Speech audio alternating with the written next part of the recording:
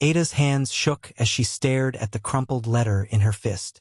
The official University of Lagos seal was barely visible through her tears, but the words burned in her mind. Scholarship terminated, effective immediately. Her mother's voice echoed from the small parlor of their cramped flat in Mushin. Ada, come here now. What is this nonsense I am hearing? The letter felt heavy in her trembling fingers. Just 6 months ago, this same paper had been her golden ticket, the full scholarship to study medicine at her dream university. Now it was her worst nightmare, the thing that would destroy everything her family had sacrificed for. I'm coming, Mama, Ada whispered, her voice cracking, but her feet refused to move. How could she face her mother? How could she explain that she had thrown away the chance of a lifetime for what? For David's sweet words and charming smile? Through the thin walls, she could hear her younger brother Emmanuel practicing his multiplication tables, completely unaware that his sister's failure might mean he would never get his own chance at education. The sound made her stomach twist with guilt. The letter crinkled as her grip tightened. In just a few minutes, she would have to walk into that parlor and watch her mother's face crumble. She would have to see the disappointment replace the pride that had shone in Mama's eyes for the past 6 months. But how had it come to this? How had the brilliant girl who scored the highest marks in her entire local government area ended up here, holding her academic death sentence? Ada closed her eyes and remembered that glorious day 6 months earlier. It was a Tuesday morning in March when everything changed. Ada had been sweeping the compound of their small flat when she heard her name being called from the street. Mrs. Adebayo, their neighbor who worked at the post office, was waving a big brown envelope in the air. Ada, Ada, Mrs. Adebayo called out, nearly running despite her heavy frame. This came for you. From the university. Ada dropped her broom and ran to the gate, her heart pounding so hard she thought it might burst from her chest. Her hands shook as she took the envelope. Felt thick, much thicker than a rejection letter should be. Open it, my dear, Mrs. Adebayo urged, gathering with other neighbors who had heard the commotion. We are all waiting. Ada carefully tore open the envelope. The first thing she saw was the University of Lagos letterhead, and then the words that would change her life. Congratulations, Miss Ada Okoro. We are pleased to inform you that you have been awarded a full merit scholarship. I got it, Ada screamed, jumping up and down. I got the scholarship, full scholarship to study medicine. The small crowd that had gathered erupted in cheers. Mrs. Adebayo grabbed Ada in a tight hug, tears streaming down her face. My daughter, you have done it. You have brought honor to this street. Ada's mother came rushing out of the house, still wearing her cleaning uniform from her job as a house help in Victoria Island. What is happening? Why is everyone shouting? Mama, I got it. The scholarship. Full scholarship. Ada ran to her mother and pressed the letter into her hands. Her mother, Grace Okoro, had never learned to read very well, so Ada read the letter aloud. With each word, her mother's eyes grew wider and brighter. When Ada finished reading, her mother did something she had never done before. She fell to her knees right there in the dusty compound. Thank you, Jesus, Grace cried out, raising her hands to the sky. My daughter will be a doctor. A real doctor. Emmanuel, who was only 10 years old, came running out to see what the celebration was about. When he understood what had happened, he began dancing around the compound, singing, My sister is going to be a doctor. My sister is going to be a doctor. That evening, their small flat was filled with neighbors bringing congratulations and small gifts. Mrs. Johnson from upstairs brought a pot of jollof rice. Mr. Bello from the next building brought a bottle of Coca-Cola, a rare luxury in their household. Even Mama Ngozi, the strictest woman on their street, came with a warm smile and a prayer for Ada's success. This girl will lift up this whole street, Mama Ngozi declared, placing her hand on Ada's head. She will make us all proud. Ada's mother couldn't stop smiling that night. She kept taking out the letter and asking Ada to read it again and again, as if she couldn't believe it was real. My daughter, you know what this means? Grace asked as they sat on their small bed that night. They all shared one room. This means you will never have to clean other people's houses like me. You will never have to worry about where the next meal will come from. You will be somebody important." "Yes, Mama," Ada replied, though she was already thinking beyond just helping herself. "And when I become a doctor, I will take care of you and Emmanuel. I will buy us a big house, and you will never have to work again." Grace's eyes filled with tears. "You are my blessing, Ada. God gave me you to change our family's story." The next few weeks passed in a blur of preparation. Ada had to get new clothes for university, though they could only afford simple, second-hand items from Katangwa Market. Her mother worked extra hours, cleaning additional houses to save money for Ada's transport and feeding allowance. The whole street seemed invested in Ada's success. Mr. Teyo, who owned a small electronics shop, gave Ada an old but functional phone. "For emergencies," he said with a wink. Mrs. Adebayo taught Ada how to navigate Lagos public transport, since she had never been to the mainland alone before. "University is not like secondary school," warned Brother Cunnell, the only person on their street who had attended university before dropping out.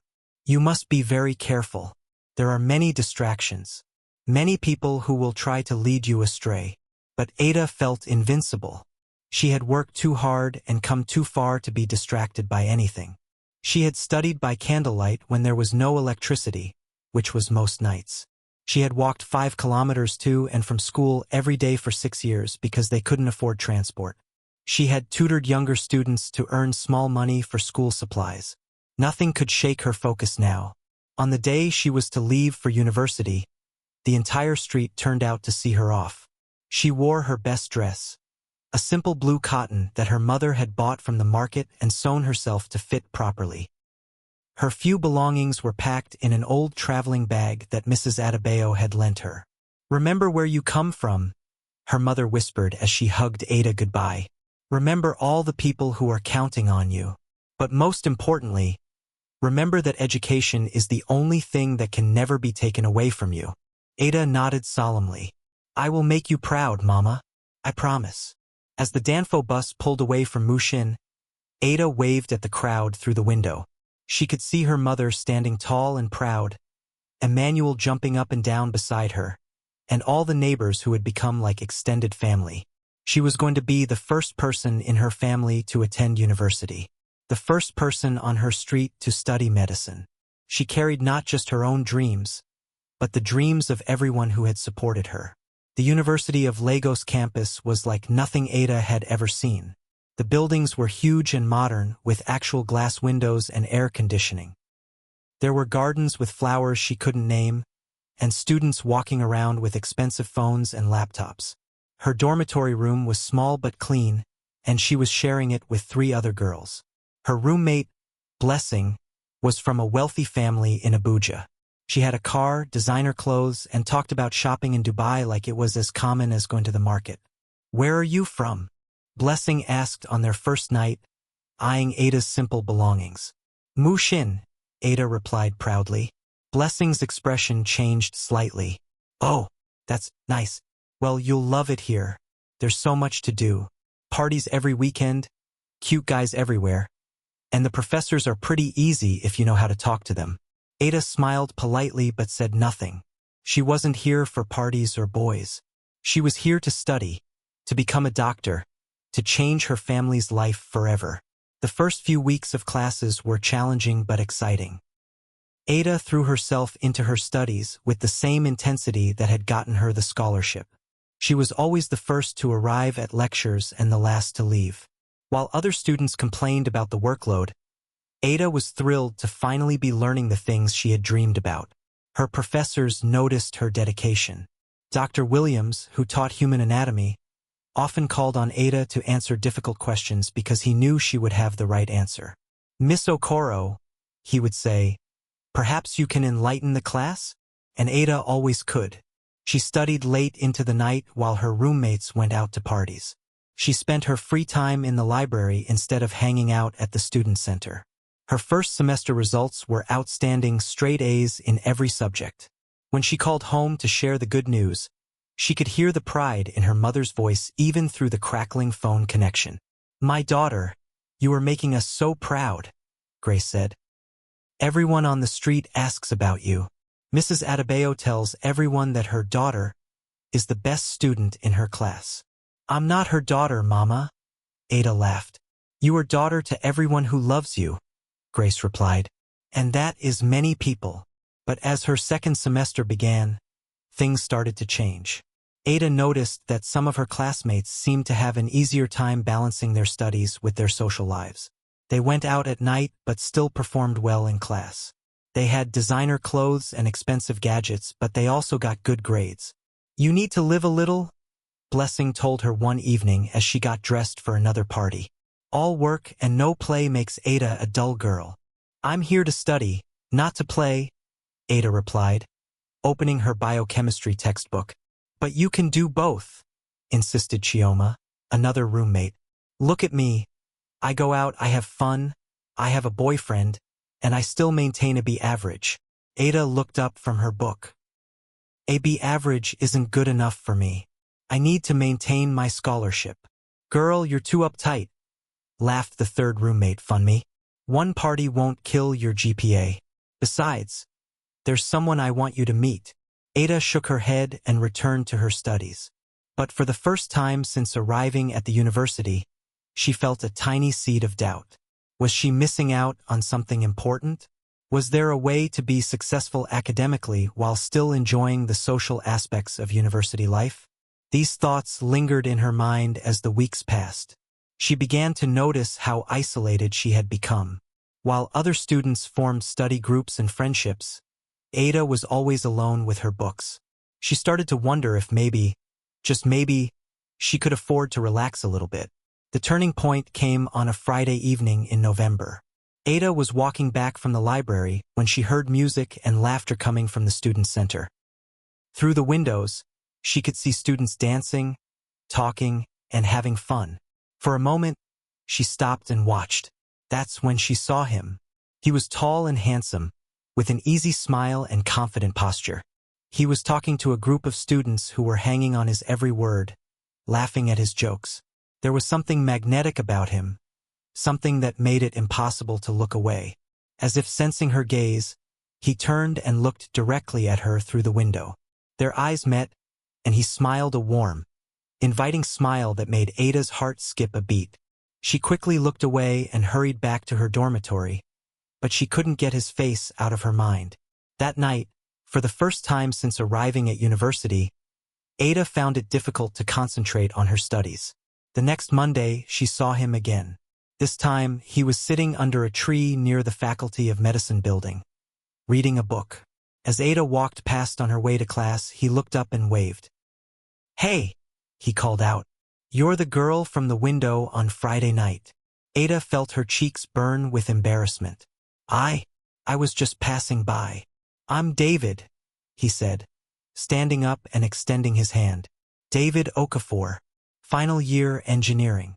Ada, she replied, shaking his hand. Second year medicine. Medicine? Impressive. You must be really smart. Ada smiled shyly. I just work hard. I'm sure you do more than just work hard. Listen, I'm getting some friends together to study this afternoon. We're meeting at the new cafe off campus. Would you like to join us? Ada hesitated. I don't know. I have a lot of studying to do. We'll be studying too, David said with that charming smile. Sometimes a change of environment helps with focus. What do you say? Something about his confidence, his easy manner, made Ada want to say yes. For months, she had been so focused on her books that she had forgotten what it felt like to have a normal conversation with someone her age. Okay, she said, surprising herself. I'll come. David's smile widened. Great. Meet us at Kaffa's Dreams at 2 p.m. You won't regret it. As Ada walked to her morning lectures, she felt a strange flutter of excitement in her stomach. For the first time since arriving at university, she was looking forward to something other than class.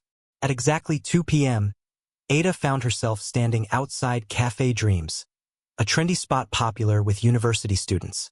Through the window, she could see David sitting with a group of friends. When he saw her, he waved her in. Everyone, this is Ada, David announced as she approached their table. The brilliant medical student I was telling you about. The group welcomed her warmly. There was Sandra, a beautiful girl studying law, Mike, a funny guy from business administration, and Jennifer, who was in her final year of accounting. They were all older than Ada, more sophisticated, and they treated her like she was special. So you're the genius with the full scholarship, Sandra said with what sounded like genuine admiration. That's amazing. You must have worked so hard. I did, Ada replied, feeling proud. But it was worth it. Of course it was, David said, his eyes twinkling. But now that you've proven you can handle the work, maybe it's time to prove you can handle some fun too. The conversation flowed easily. They talked about classes, professors, campus life, and their dreams for the future. Ada found herself laughing more than she had in months. These students seemed to have found the perfect balance between academic success and social enjoyment. We do this every Monday and Friday, Jennifer explained. It's like a study group, but more relaxed. You should join us regularly. I'd like that, Ada said, meaning it. As the afternoon wore on, Ada noticed that they weren't actually doing much studying. Mostly they were talking, laughing, and enjoying each other's company. But everyone seemed so confident about their academic performance that she assumed they must have their studies well under control. When it was time to leave, David walked Ada back toward campus. I'm glad you came today, he said as they strolled slowly. You're not what I expected. What did you expect? Someone more serious, tight, but you're actually really fun to be around. Ada felt a warm glow at his words. Thank you. I had a good time too. You know, there's a party this Saturday night. Nothing too crazy, just some music and dancing. Would you like to come? With me? Ada's heart raced. Party? With David? The old Ada would have said no immediately. But this new Ada, the one who had just spent a wonderful afternoon with new friends, found herself nodding. Yes, she said. I'd like that. David's smile was brilliant. Perfect. I'll pick you up at 8. As Ada walked back to her dormitory, she felt like she was floating on air. For the first time since arriving at university, she felt like she belonged somewhere. She had made friends, and a handsome, intelligent final-year student was interested in her.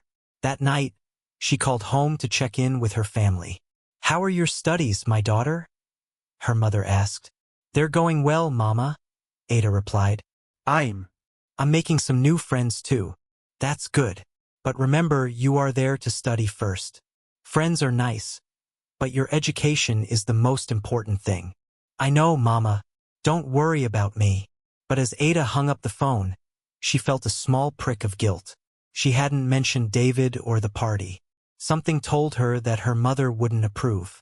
Saturday evening arrived, and Ada spent hours getting ready. Her roommates helped her choose an outfit and do her makeup. She had never felt more beautiful or more excited. When David arrived to pick her up, he looked even more handsome than usual in his crisp shirt and jeans. You look amazing, he said, making Ada blush. The party was at an off-campus apartment belonging to one of David's friends. It was unlike anything Ada had ever experienced. The music was loud, the lights were dim, and there were students everywhere, dancing, talking, and having fun. David introduced Ada to more of his friends, and everyone was incredibly welcoming. She found herself relaxing in a way she never had before. When David asked her to dance, she said yes, even though she had never really danced before. You're a natural, David whispered in her ear as they moved to the music. I knew you had this in you. Ada felt intoxicated not from alcohol. She had refused the drinks that were being passed around, but from the attention, the music, the feeling of being young and free and wanted. When David walked her back to her dormitory that night, Ada felt like Cinderella returning from the ball. I had an amazing time, she told him. Me too, David replied. You know what? I think this is the beginning of something special. As she lay in bed that night, Ada replayed every moment of the evening. For the first time in her life, she felt like she was living, not just surviving or working towards some distant goal. The next morning, she woke up with a slight headache and realized she had stayed out much later than she intended. She had missed her usual early morning study session, but surprisingly, she didn't feel too guilty about it. "How was the party?" Blessing asked with a knowing smile. "It was wonderful," Ada admitted. "I told you that you needed to live a little, and David is a catch. He's one of the most popular guys on campus." Ada felt a surge of pride. David had chosen her, the quiet scholarship girl from Mushin, over all the other girls who were interested in him. Over the next few weeks, Ada found herself spending more and more time with David and his friends. The Monday and Friday study sessions at Cafe Dreams became the highlights of her week. David would text her throughout the day, sending funny messages that made her smile during lectures. Slowly, almost without noticing, Ada's priorities began to shift. She still attended classes and did her assignments, but she no longer spent every free moment in the library. Instead, she was hanging out at the student center, going to movies with David, and attending parties on weekends. Her grades remained strong, but they weren't as perfect as they had been in her first semester. Where she once earned straight A's, she was now getting mostly B's with a few A's mixed in. It was still a good performance, but not the excellence that had defined her before. "You're doing fine," David assured her when she expressed concern about AB+ on her physiology exam. "You can't be perfect at everything all the time. You're learning to live a balanced life." "But my scholarship," Ada began. "Your scholarship is safe," David interrupted, pulling her close. "You're still one of the top students in your class. Besides, what's the point of being the smartest person in the room if you're also the loneliest?" Ada looked into David's warm brown eyes and felt her worries melt away. He was right. She was still performing well academically, and now she was also happy socially. She had found the balance that had seemed impossible before. As the semester progressed, Ada found herself skipping more and more study sessions to spend time with David. When he suggested they take a weekend trip to visit his family in Abuja, she didn't hesitate to say yes, even though it meant missing an important review session for her upcoming biochemistry exam. "This is what normal university students do," she told herself as she packed for the trip. "I've been too rigid, too focused. I'm finally learning to enjoy my youth." The trip to Abuja was magical. David's family was warm and welcoming, and they treated Ada like she was already part of the family. David's mother, in particular, took a strong liking to her. "You're a good influence on my son," Mrs. Okafor told Ada privately. "He's been much more focused since he started dating you." Ada felt a warm glow of pride. She was having a positive impact on David, just as he was having a positive impact on her. But when they returned to campus on Sunday evening, Ada realized she had barely studied for her biochemistry exam, which was scheduled for Tuesday morning. She stayed up all night Monday trying to cram, but she knew she wasn't as prepared as she should have been. The exam was difficult, and Ada left the lecture hall with a sinking feeling in her stomach. For the first time since arriving at university, she was genuinely worried about her performance. "How did it go?" David asked when she met him for lunch afterward. "Not great," Ada admitted. "I don't think I was prepared enough." David wrapped his arm around her shoulders. "Don't worry about it. One exam won't ruin everything. Besides, you've been working too hard. You needed a break." Ada wanted to believe him, but a nagging voice in the back of her mind reminded her of her mother's words. "Education is the only thing that can never be taken away from you." When the exam results were posted a week later, Ada's worst fears were confirmed. She had received a D+, the lowest grade of her academic career. Her overall GPA had dropped significantly, and for the first time she was no longer among the top performers in her class. That evening, Ada sat alone in her room, staring at the grade report. Her phone buzzed with a text from David asking if she wanted to go to another party, but for the first time in weeks, she ignored it. She thought about calling her mother, but she couldn't bring herself to do it. How could she explain that she had gotten a D+ in one of her most important subjects? How could she tell her family that she was no longer the academic star they were so proud of? Instead, Ada made a decision. This was just one bad grade. She would buckle down, refocus on her studies, and get back to her previous level of performance. She could still have a social life, but she needed to find a better balance. But as the weeks passed, Ada found it increasingly difficult to say no to David's invitations. He had a way of making her feel guilty when she tried to prioritize her studies. "You're becoming boring again," he would say when she declined to go out. "I thought you had learned to live a little. I just need to focus on my studies more," Ada would explain. "But you're already smart enough. You don't need to kill yourself studying. Besides, I miss spending time with you." And Ada would find herself giving in because she missed spending time with him too. She was happier when she was with David than she had ever been before.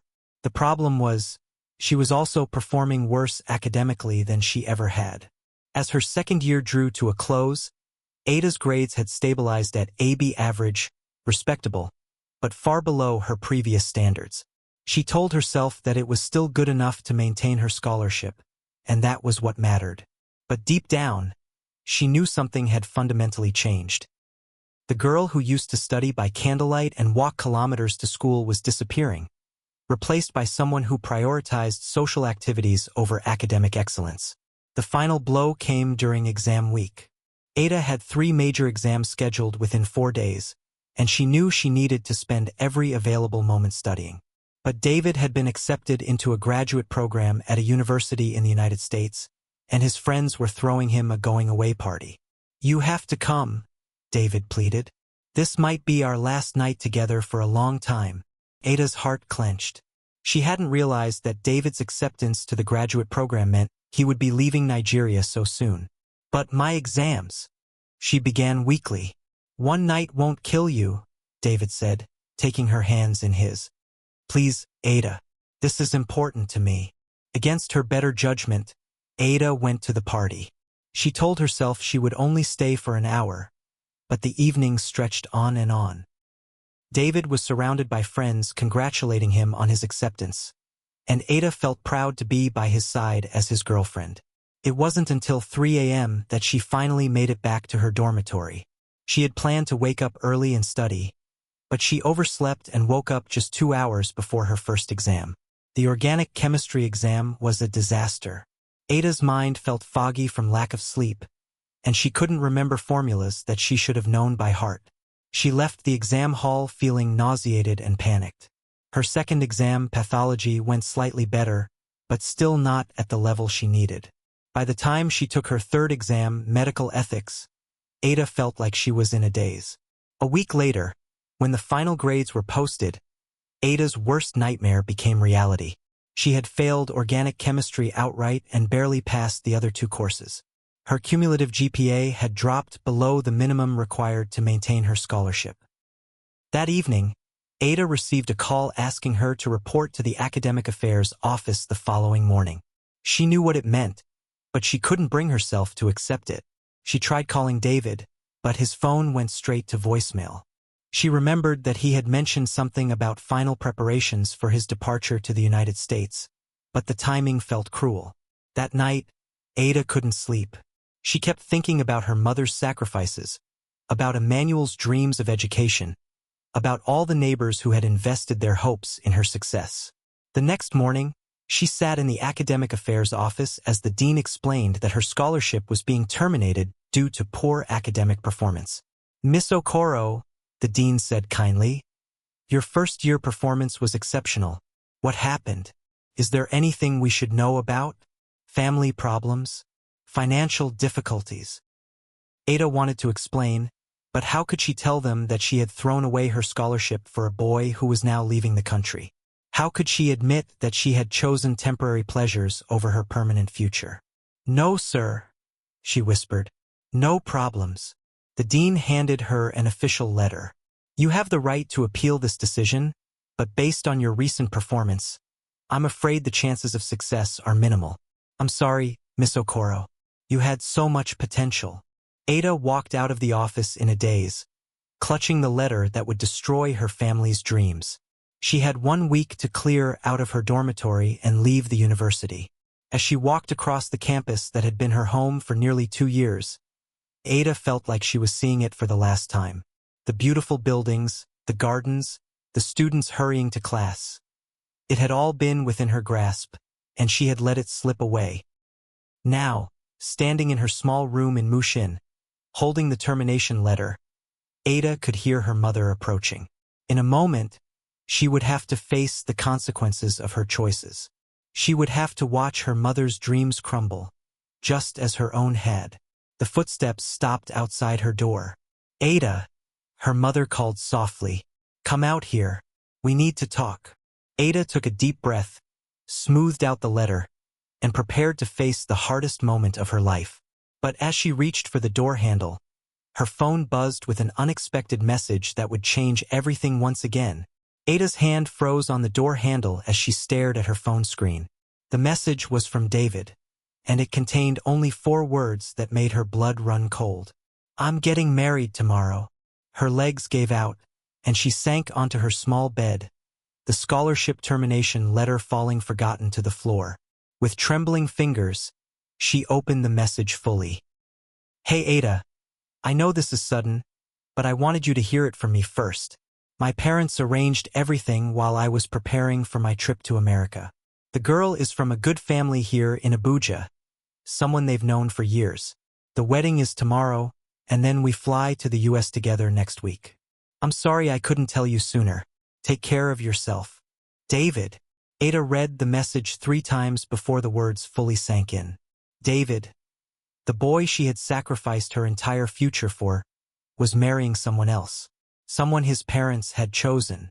Someone from a good family in Abuja. The cruelty of it hit her like a physical blow. While she was losing her scholarship because she had prioritized their relationship, David had been planning a completely different future. A future that never included her. "Ada." Her mother's voice was sharper now, more insistent. "I am not going to call you again."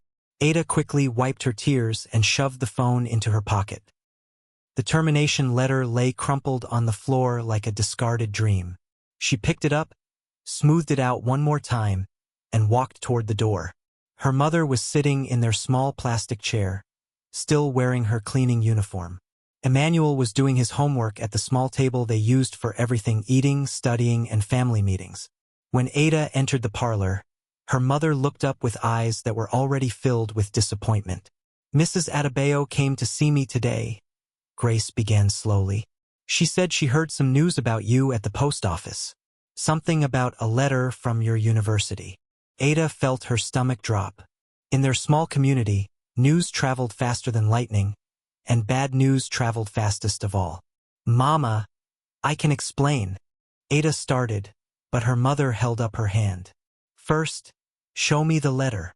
With hands that shook like leaves in harmattan wind, Ada handed over the official document. Her mother stared at it for a long moment, her lips moving silently as she struggled to read the formal English. Emmanuel looked up from his homework, sensing the tension in the room. "Sister Ada, what is wrong? Why does Mama look so serious?" Grace continued staring at the letter, and Ada watched as understanding slowly dawned on her mother's face. The color drained from Grace's cheeks, and her hands began to tremble. "Emmanuel," Grace said quietly, without looking up from the letter, "go to Mrs. Johnson's house upstairs. Tell her I said you should stay there until I call for you." "But Mama, I haven't finished my homework." "Go now," Grace shouted, making both children jump. Emmanuel had never heard his mother raise her voice like that. He quickly gathered his books and ran out of the room, casting worried glances back at his sister. When the door closed behind him, the small room fell into a silence so heavy that Ada could hear her own heartbeat. Her mother continued staring at the letter, and Ada could see tears beginning to form in her eyes. "Scholarship terminated," Grace whispered, reading the words aloud, "due to poor academic performance." She looked up at Ada then, and the pain in her eyes was more devastating than any shouting could have been. "My daughter," Grace said, her voice breaking. "My brilliant daughter who scored the highest marks in the local government. My daughter who was going to be a doctor. My daughter who was going to change our family's story forever." She paused, wiping her eyes with the back of her hand. "What happened to her?" Ada opened her mouth to speak, but no words came out. How could she explain that she had thrown everything away for a boy who had just announced his marriage to someone else via text message? I made some mistakes, Mama, Ada finally whispered. Mistakes? Grace stood up suddenly, her voice rising. Mistakes? Ada, do you know what this scholarship meant? Do you know what I have been telling everyone on this street? Do you know how many extra houses I cleaned? How many extra hours I worked just to support you? The words poured out of Grace like water from a broken dam. Mrs. Adebayo has been telling everyone at the post office that her daughter is the pride of the university. Mama Ngozi has been using you as an example to shame other children on this street. Why can't you be like Ada? She tells them. Why can't you study hard like Ada? Ada felt like she was shrinking with every word. And Emmanuel, Grace continued, her voice cracking with emotion. Emmanuel has been telling everyone at his school that his sister is going to be a doctor. That when she graduates, she will pay for him to go to university too. He has been studying so hard because he wants to be like you. The mention of her little brother made Ada's chest feel tight. Emmanuel, with his bright smile and big dreams, believing that his sister would pave the way for his own education. Mama, I can fix this, Ada said desperately. I can appeal the decision. I can. With what? Grace interrupted. With what money will you appeal? With what grades will you convince them? Ada, you failed. You failed completely. Grace sat back down heavily, as if the weight of disappointment was too much to carry while standing. Tell me the truth, she said quietly. What happened? Was it drugs? Did you get involved with bad friends? Are you pregnant? No, Mama. It's nothing like that. Then what? Help me understand how my brilliant daughter suddenly became a failure. Ada took a deep breath.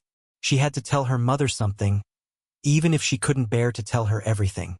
There was a boy, she admitted. Grace's expression hardened. A boy. His name is David. He's a final year student. I started spending time with him instead of studying. I thought I could balance both. But you were wrong, Grace finished coldly. Ada nodded miserably. Yes, I was wrong. Grace stared at her daughter for a long moment. When she spoke again, her voice was eerily calm. Where is this boy now? This boy who was worth more than your family's future. Ada's phone felt heavy in her pocket. She thought about David's message, about his wedding tomorrow, about how easily he had discarded her. He's gone, Mama. He got accepted to study in America, and he's leaving. And you? What did he promise you? That he would take you with him? That he would marry you? Ada couldn't meet her mother's eyes. The truth was, David had never promised her anything. He had never even said he loved her. She had simply assumed that what they had was special, that it meant as much to him as it did to her. He didn't promise me anything, Ada whispered. Grace let out a bitter laugh. So you threw away a guaranteed future for a boy who promised you nothing. A boy who is now gone forever. The words hung in the air like a curse. Ada felt tears streaming down her face, but she didn't bother to wipe them away. Mama, I'm so sorry. Sorry. Grace stood up again, and this time her voice was filled with a cold anger that Ada had never heard before. Sorry will not bring back your scholarship. Sorry will not pay for Emmanuel's education. Sorry will not erase the shame you have brought on this family. Grace walked to the small window that looked out onto their compound. Do you see that compound out there, Ada? Do you see those neighbors who celebrated with us when you got your scholarship? Tomorrow morning, they will all know that you have been sent away from university in disgrace. Mrs. Adebayo will have to face the shame of having bragged about you. Mama Ngozi will have to find another child to use as an example. Ada sobbed harder, understanding for the first time the full scope of what she had done. It wasn't just her own future she had destroyed. It was her family's reputation, her community's pride, and her brother's dreams. And me, Grace continued, her voice barely above a whisper. I will have to go back to work tomorrow and face the other house helps who have been asking me for advice about their own children's education. How did you raise such a brilliant daughter? They ask me. What did you do differently? She turned back to Ada. What will I tell them now? Ada couldn't speak through her tears. She had never felt so small, so worthless, so completely destroyed. Grace sat back down and picked up the termination letter again. 20 years old, she said, reading Ada's age from the document. 20 years old, and your life is already over. Mama, don't say that. Why shouldn't I say it? What future do you have now, Ada? You cannot afford to pay for university yourself. No other school will give you a scholarship after this. You have no skills, no trade, nothing. Grace's voice was flat and emotionless now. You will end up like me, cleaning other people's houses, struggling to feed your children, watching them repeat the same cycle of poverty. The words hit Ada like physical blows. Everything her mother was saying was true, and that made it even more devastating. Unless, Grace paused, and Ada looked up hopefully. Unless what, Mama? Grace was quiet for a long moment, staring at the letter. When she spoke again, her voice was different, harder, more calculating. There is a man, she said slowly. Oga Johnson, the man whose house I clean in Victoria Island. He has been asking about you for months now. Ada felt a chill run down her spine. Oga Johnson was at least 50 years old, with a big belly and gold teeth. She had met him once when she visited her mother at work, and the way he had looked at her had made her skin crawl. Mama, what are you saying? I am saying that Oga Johnson is a wealthy man. He owns 3 houses and 2 cars. He has been asking me if you would be interested in getting to know him better. Ada's stomach turned. Mama, no. I won't do that. You won't do what? You won't secure your future? You won't help your family? Grace's voice was rising again. Ada, you have proven that you cannot make good decisions for yourself. Maybe it is time for me to make decisions for you. I am not going to marry some old man for money. Marry? Grace laughed bitterly. Who said anything about marriage? Ada, you are not in a position to make demands. You threw away your chance at a respectable future. Now you must take whatever opportunities are available. Ada stood up abruptly, feeling panic rise in her chest. Mama, I will find another way. I will get a job, I will. What job? With what qualifications? Ada, you are living in a dream world. This is reality. You have no education, no skills, and no prospects. Oga Johnson could provide for you, and in return, you could send money home to help with Emmanuel's education. The mention of Emmanuel made Ada feel sick. Was her mother really suggesting that she sacrifice herself to save her brother's future? I need some air, Ada said, moving toward the door. Where are you going? Grace demanded. Just outside. I need to think. There is nothing to think about. Your thinking is what got us into this mess in the first place. Ada ignored her mother and stepped out into the compound. The evening air was heavy with the smell of cooking food and burning charcoal. Neighbors were preparing their dinners, and the sound of normal family life surrounded her, children playing, mothers calling for their kids, fathers returning from work. She sat on the small step outside their door and pulled out her phone. David's message was still there, the words that had shattered whatever was left of her heart. I'm getting married tomorrow. Without thinking, she typed a response. David, I just lost my scholarship because of you, because I chose you over my studies. And now you're marrying someone else. She stared at the message for a long time before hitting send. Part of her hoped he wouldn't respond. Part of her hoped he would feel guilty, would realize what he had cost her. Her phone buzzed almost immediately. Ada, I'm sorry about your scholarship, but that wasn't my fault. I never asked you to choose me over your studies. I always told you that your education was important. You made your own choices. The casual cruelty of his response took her breath away. He was right, of course. He had never explicitly asked her to prioritize him over her studies. But he had made it clear that he preferred the version of her that was fun and available, not the version that was always buried in books. She typed back, You never told me about this girl. You never told me your parents were arranging a marriage. His response was quick. Ada, we never talked about the future. We were just having fun. I thought you understood that. Besides, my family would never accept a girl from your background. I thought you knew that. Ada stared at that last sentence until her eyes burned. A girl from your background. He had known all along that she wasn't good enough for his family, that whatever they had was temporary. While she was imagining a future together, he was simply killing time before his real life began. She deleted his number and blocked him on all social media. There was no point in continuing a conversation with someone who saw her as nothing more than a temporary entertainment. As she sat in the gathering darkness, Ada tried to process everything that had happened in the space of a single day. This morning, she had been a university student with a scholarship, in a relationship with a boy she thought cared about her.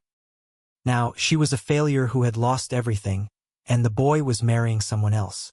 The door opened behind her, and Emmanuel appeared. His young face was streaked with tears. "Sister Ada," he whispered, sitting down beside her. "Mrs. Johnson told me what happened. Is it true? Are you not going back to school?"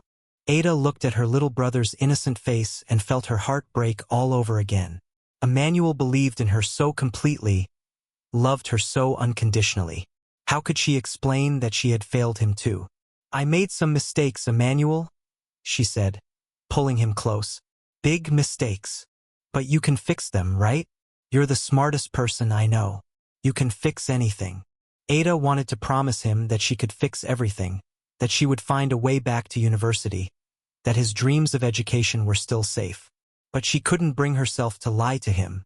"I don't know," she whispered. "I really don't know." Emmanuel was quiet for a moment. Then he said, "Sister Ada, even if you can't go back to school, you're still my hero. You're still the best sister in the world."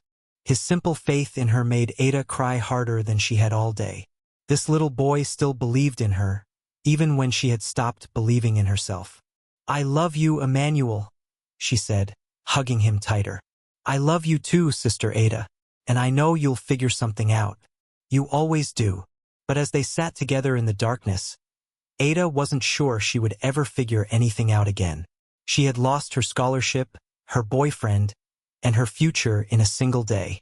The weight of her family's disappointment and her community's impending shame felt unbearable. The door opened again, and their mother appeared. "Emmanuel, go inside and finish your homework," Grace said quietly. When they were alone again, Grace sat down on Ada's other side. For a while, they sat in silence, watching the compound slowly empty as families went inside for the night. "Ada," Grace finally said, her voice softer than it had been earlier, "I am angry with you. I am so angry that I can barely think straight. But you are still my daughter, and I still love you." Ada felt fresh tears spring to her eyes. "However," Grace continued, "love is not enough to fix this situation. We need practical solutions. And right now, Olga Johnson might be our only option." "Mama, please don't ask me to do that," Ada pleaded. "There has to be another way." "Then find it," Grace said firmly. "You have 1 week before the whole neighborhood knows about your disgrace. 1 week to come up with an alternative plan. If you can find another way to support this family and pay for Emmanuel's education, I will support you. But if you cannot..." She didn't need to finish the sentence. Ada understood the ultimatum perfectly. As her mother went back inside, Ada remained on the step, staring up at the stars that were beginning to appear in the darkening sky. 1 week.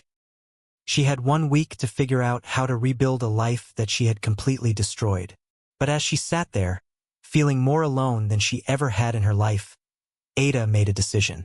She would not end up as Olga Johnson's kept woman. She would not sacrifice her dignity to pay for her mistakes. Somehow, someway, she would find a path back to the person she used to be. The girl who had studied by candlelight and walked kilometers to school wouldn't give up now. But first, she had to figure out how to survive the next week, when everyone in her community would learn that their golden child had fallen from grace. As if summoned by her thoughts, Ada heard Mrs. Adebayo's voice from across the compound, talking loudly to another neighbor. "I tell you, something is not right with that Ada girl. I saw her mother crying today, and when I asked what was wrong, she wouldn't tell me. But I heard from my friend at the post office that there was another letter from the university. Ada closed her eyes and braced herself. The whispers had already begun. Tomorrow would bring a whole new kind of nightmare. The nightmare began at 6 a.m. with Mrs. Adebayo's voice cutting through the morning air like a knife. Grace Okoro, come out here right now. Ada jolted awake from the small mat where she had spent a sleepless night. Through the thin walls, she could hear her mother moving around, getting ready for work. The urgency in Mrs. Adebayo's voice made Ada's stomach clench with dread. She crept to the window and peeked through the curtain. Mrs. Adebayo was standing in the middle of the compound, holding what looked like a newspaper, with several other neighbors gathered around her. Their faces were a mixture of shock, disappointment, and something that looked like betrayal. Grace! Mrs. Adebayo called again, louder this time. Ada's mother emerged from their room, still buttoning her uniform. What is it, Mrs. Adebayo? I need to get to work. Work, Mrs. Adebayo laughed bitterly, waving the newspaper in the air. Look at this. Look what I found in today's Daily Sun. She began reading aloud. University of Lagos revokes scholarship from student due to academic misconduct. Ada Okoro, a second-year medical student from Mushin, Lagos, has had her full merit scholarship terminated following a dramatic decline in academic performance. Ada felt the blood drain from her face. Somehow, her story had made it into the newspaper. The humiliation wasn't just going to be local, it was now public knowledge across Lagos. The article goes on, Mrs. Adebayo continued, her voice rising with each word. It says here that Miss Okoro was considered a role model for students from disadvantaged backgrounds, making her fall from grace particularly shocking to the academic community. The neighbors began murmuring among themselves. Ada could hear fragments of their conversations. I can't believe it. Such a shame. What will people say about our area now? Grace stood frozen, staring at the newspaper as if it contained her death sentence. Mrs. Adebayo, she finally said quietly, please give me the paper. Give you the paper? Give you the paper. Mrs. Adebayo's voice reached a pitch that could probably be heard 3 streets away. Grace, do you know what this means? Do you know how many people I told about Ada? How many times I bragged about her at the post office, at the market, at church? I know, and I'm sorry. Sorry doesn't help me now. Mrs. Adebayo threw the newspaper at Grace's feet. I look like a fool. We all look like fools. This whole street looks like a place that produces failures. Other neighbors began voicing their own complaints. Mama Ngozi stepped forward, her face twisted with anger. Grace, I used your daughter as an example for my own children. Study hard like Ada. I told them. Be focused like Ada. Now what do I tell them? That hard work means nothing? That scholarship students are just pretenders. Ada watched through the window as her mother bent to pick up the newspaper, her shoulders shaking. The woman who had raised her with such pride and hope was now being publicly humiliated because of Ada's choices. Emmanuel appeared beside Ada at the window, rubbing sleep from his eyes. Sister Ada, why is everyone shouting? Why are they angry at Mama? Ada pulled her little brother away from the window. Just go get ready for school, Emmanuel. But I want to know what's happening. Emmanuel, please, just do as I say. As her brother reluctantly went to get his school things, Ada made a decision that would change everything. She couldn't hide in this room anymore while her mother faced the consequences of her failures alone. She opened the door and stepped out into the compound. The effect was immediate. All conversation stopped, and every eye turned to her. Ada had never felt so exposed, so completely stripped of dignity. But she forced herself to walk toward the group, her head held high despite the shame burning in her chest. Mrs. Adebayo, she said quietly, you're right to be angry. I let everyone down. Mrs. Adebayo's eyes widened in surprise. She had clearly not expected Ada to come out and face them. Let everyone down? She repeated. Child, you did more than let us down. You made us all look like fools. Yes, Ada agreed. I did. And I'm sorry. The simplicity of her admission seemed to deflate some of Mrs. Adebayo's anger. The other neighbors looked uncertain, as if they had been prepared for excuses or denials, not this quiet acceptance of responsibility. "Sorry doesn't change anything," Mama Ngozi said, but her voice was less harsh than before. "You're right," Ada said, turning to face her. "Sorry doesn't change anything, but maybe I can." "What do you mean?" Grace asked, speaking for the first time since Ada had appeared. Ada took a deep breath. She had been thinking about this moment since her sleepless night, and now she knew what she had to do. "I'm going to get my scholarship back," she announced. The compound erupted in skeptical laughter. Mrs. Adebayo shook her head dismissively. "Ada, child, it doesn't work that way. Once a scholarship is gone, it's gone. Besides, who would trust you now? You've already proven that you can't handle the responsibility." "Then I'll prove them wrong," Ada said with a conviction that surprised even herself. "I'll show them that one mistake doesn't define who I am." "And how exactly do you plan to do that?" Mama Ngozi asked sarcastically. "With what money will you pay for school while you fight for this scholarship? With what grades will you convince them to give you another chance?" Ada felt her resolve waver for a moment. These were the same questions that had been haunting her all night. But then she thought about Emmanuel, about the faith he still had in her, about the dreams her family had sacrificed so much for. "I don't know yet," she admitted, "but I'm going to find a way." Grace stepped forward, her face a mixture of hope and skepticism. "Ada, baby, I want to believe you. But wanting something and making it happen are two different things. Mama, I know I made terrible mistakes. I know I let everyone down. But I also know that the girl who earned that scholarship in the first place is still inside me. I just forgot who she was for a while." Ada turned to address the entire group. "I understand why you're all angry. I understand why you don't trust me anymore. But I'm asking for one more chance to prove that Ada Okoro from Mushin is not a failure." "And what if you fail again?" Mrs. Adebayo challenged. "What if this is just another foolish dream?" "Then I'll accept whatever consequences come," Ada said. "But I won't give up without trying." The neighbors exchanged uncertain glances. Ada's quiet determination was so different from what they had expected that they didn't quite know how to respond. "Come inside," Grace said finally. "We need to talk privately." As the crowd dispersed, still muttering among themselves, Ada followed her mother back into their small room. Emmanuel was sitting on the bed, fully dressed for school but clearly reluctant to leave during all the drama. "Emmanuel, go to school," Grace said gently. "Sister Ada and I need to discuss grown-up things." "But Mama," "Go. And don't listen to anything the other children might say about your sister today. Do you understand?" Emmanuel nodded reluctantly and kissed both his mother and sister goodbye before heading out with his school bag.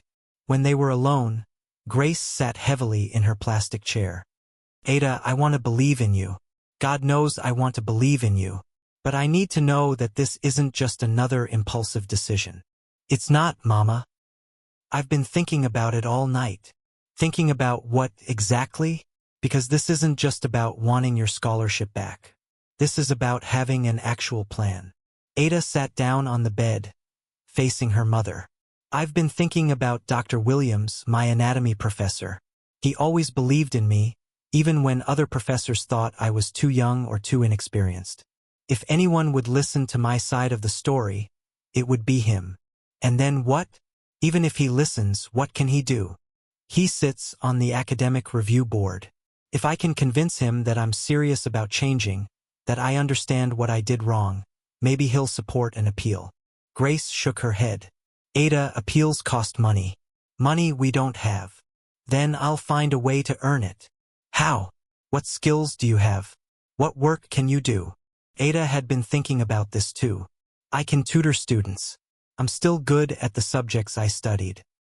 There are always secondary school students who need help with sciences and mathematics.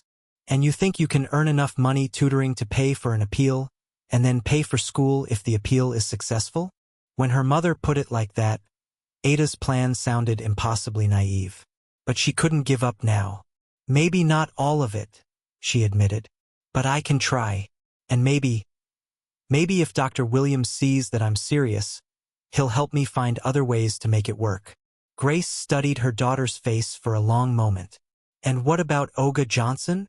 Ada's stomach turned at the mention of the man's name. What about him? I told you yesterday that he could solve our problems. If you're serious about this tutoring plan, you need to understand that it's a huge risk. If it doesn't work, if you can't earn enough money or get your scholarship back, you might not have other options. Mama, I can't. I won't. I'm not asking you to decide right now, Grace interrupted. I'm asking you to be realistic. You have 1 week to show me that this plan of yours is more than just wishful thinking. If you can prove to me that you're serious, that you have a real chance of success, then I'll support you. But if you can't, Ada nodded, understanding the ultimatum. 1 week.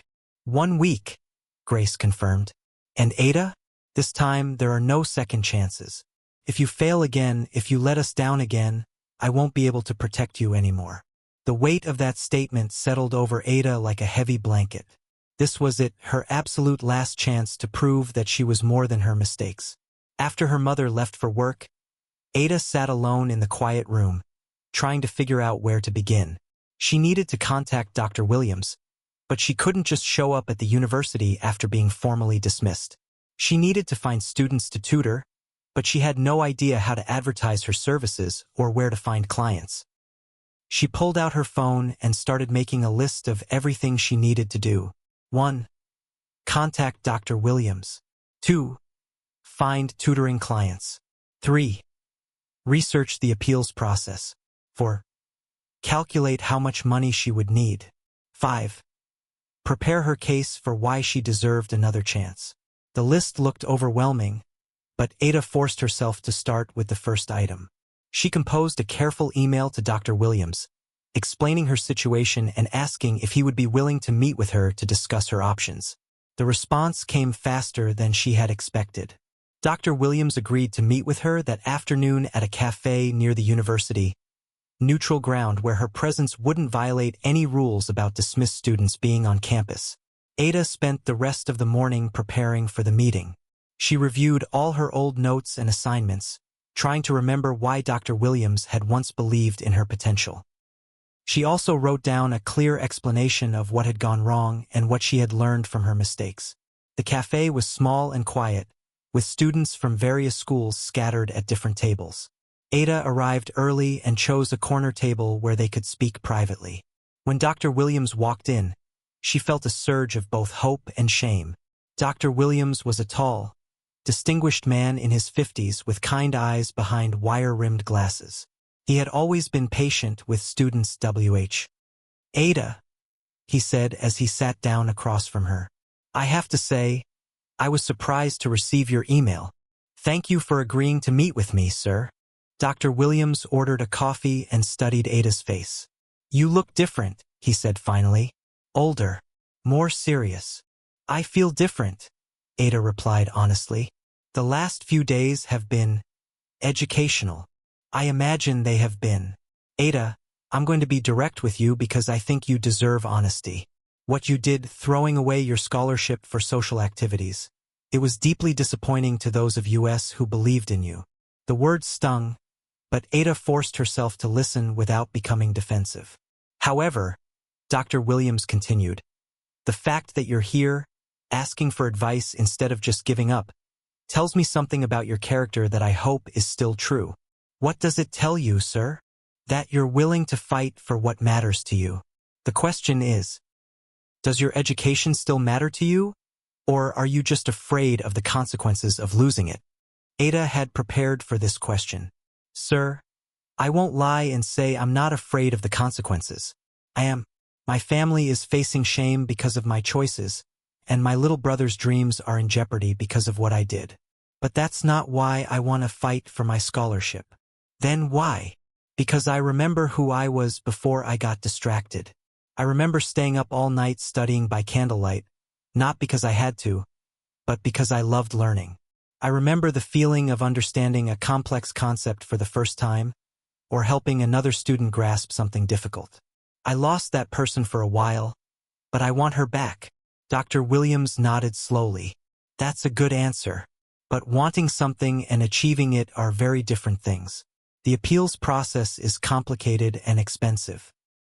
Even if you're successful, you would need to prove that you can handle the academic workload while managing whatever personal issues led to your problems in the first place. I understand, sir. I've already started planning how to earn money through tutoring, and I've been thinking about what I would do differently if I got another chance. Tell me about your plan. Ada outlined her tutoring idea, her timeline for earning money, and her thoughts about how to approach the appeals process. Dr. Williams listened carefully, occasionally asking questions or making suggestions. Your plan is ambitious, he said when she finished. Perhaps overly ambitious, but it's more thoughtful than I expected. Sir, can I ask you something? Of course. Do you think there's any real chance that an appeal would be successful? Not just what you think I want to hear, but your honest assessment. Dr. Williams was quiet for a long moment. Ada, I'll be honest with you. The university takes academic misconduct very seriously, and your case was particularly disappointing because of how much potential you had shown. Most appeals in situations like yours are denied. Ada felt her heart sink. However, Dr. Williams continued, there are some factors that might work in your favor. First, your academic performance in your first year was exceptional, among the best the department had ever seen. Second, you've never been in trouble before this incident. And third, he paused, seeming to consider his words carefully. Third, I happen to know that the university is facing some criticism for not doing enough to support students from disadvantaged backgrounds. There's been talk about implementing better support systems, mentorship programs, things like that. If you could present your case as part of a larger conversation about how to help students succeed despite personal challenges, you might have a better chance. Ada felt a spark of hope.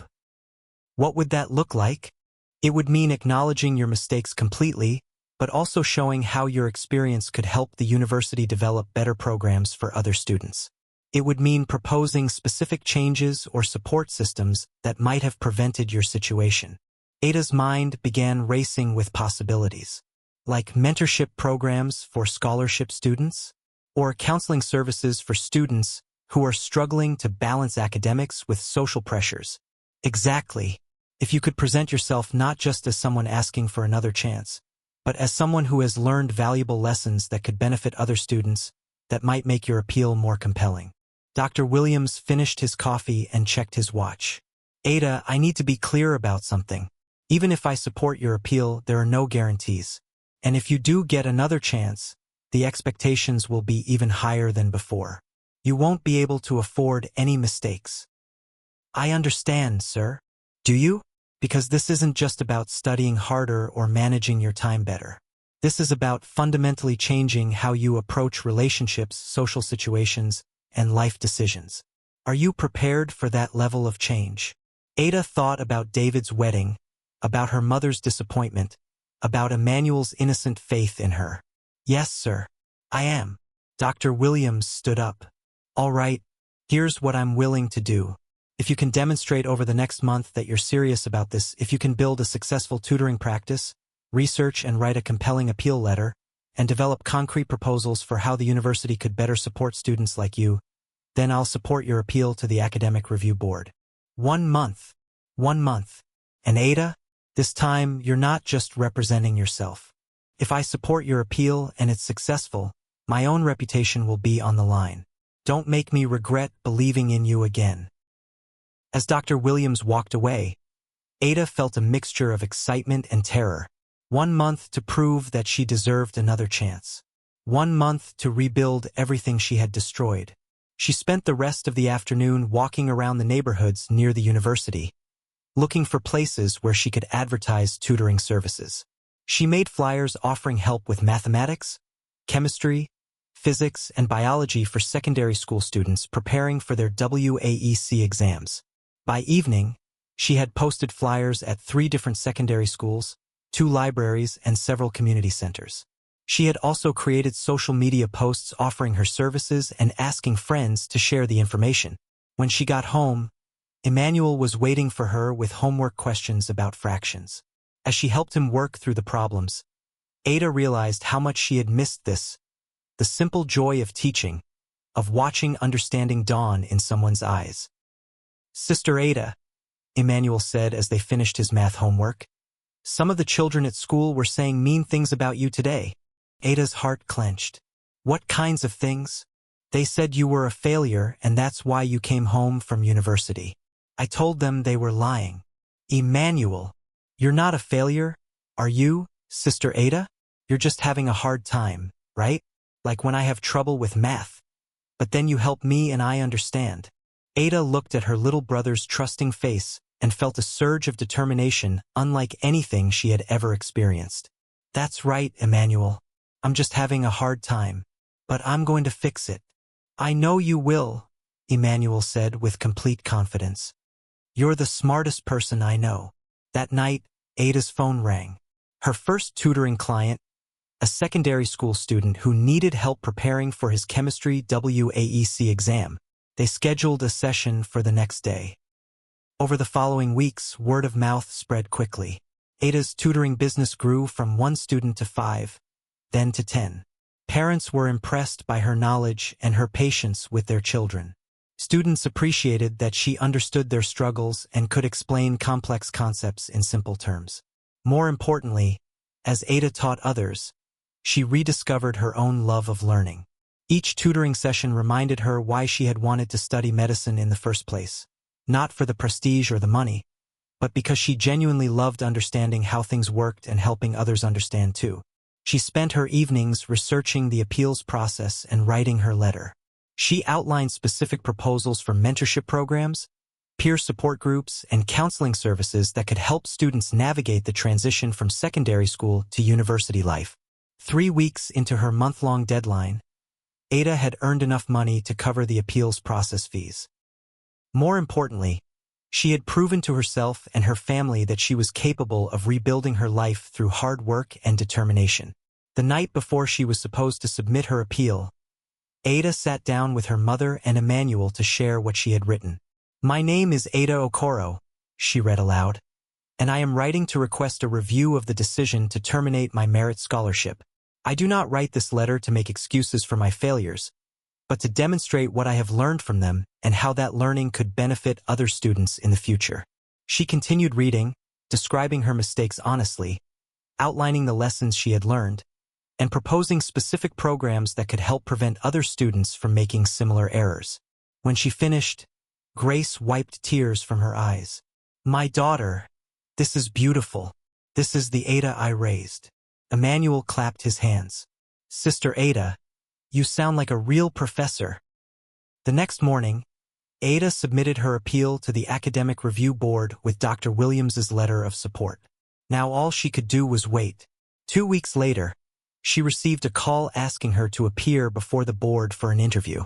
Dr. Williams had warned her that this was a good sign. Appeals that were going to be automatically denied didn't usually require interviews. The interview was intimidating. Ada sat across from 5 professors, including the dean who had originally dismissed her. They asked pointed questions about her failures, her plans for the future, and her proposed support programs. But Ada was ready. She answered every question honestly and thoughtfully, drawing on her experience as a tutor and her deep reflection on her mistakes. When they asked how she could guarantee that she wouldn't repeat her errors, she didn't make promises she couldn't keep. "I can't guarantee that I'll never face challenges again," she said. "But I can guarantee that I now understand the real cost of my choices, not just to myself, but to my family, my community, and the students who might benefit from the opportunities one wasted. That understanding has changed me in a way that I don't think can be undone." 3 days later, Ada received a phone call that would change her life once again. "Miss Okoro," the voice said, "this is Dean Ajayi from the University of Lagos. The Academic Review Board has completed its review of your appeal." Ada's heart stopped beating.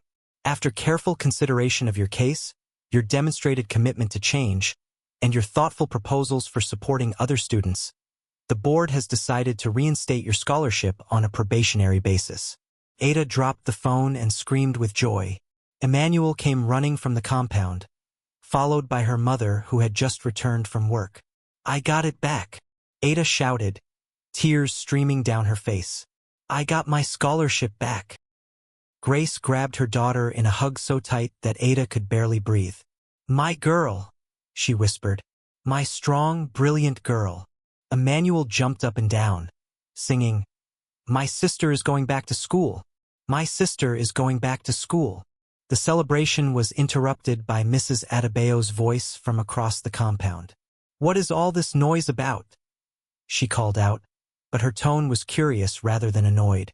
Ada walked to the middle of the compound, still holding the phone with the dean on the line. Mrs. Adebayo, she called out loudly enough for all the neighbors to hear. I got my scholarship back. I'm going back to university. The compound fell silent for a moment. Then Mrs. Adebayo's face broke into a huge smile. You got it back? Really? Really? Praise God! Mrs. Adebayo shouted. And suddenly the compound was full of neighbors congratulating Ada and celebrating her redemption. As the celebration continued around her, Ada stepped aside to finish her conversation with the dean. Miss Okoro, he said, I want you to understand the conditions of your reinstatement. You'll be on academic probation for 1 full year.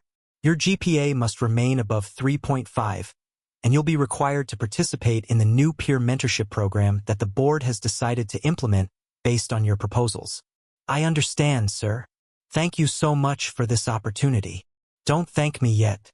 Thank me when you graduate with honors and become the doctor you've always dreamed of being. As Ada hung up the phone, she looked around at her community. The same neighbors who had been disappointed in her just a month ago were now celebrating her success. She thought about the long journey ahead, about the challenges she would face returning to university, about the constant pressure of proving that she deserved this second chance. But for the first time in months, Ada felt like herself again. She was no longer the girl who had been swept away by temporary pleasures and false promises. She was Ada Okoro from Mushin, the girl who studied by candlelight and never gave up on her dreams. She was going to be a doctor, and this time nothing would stop her. More twist awaits. Comment Part 2.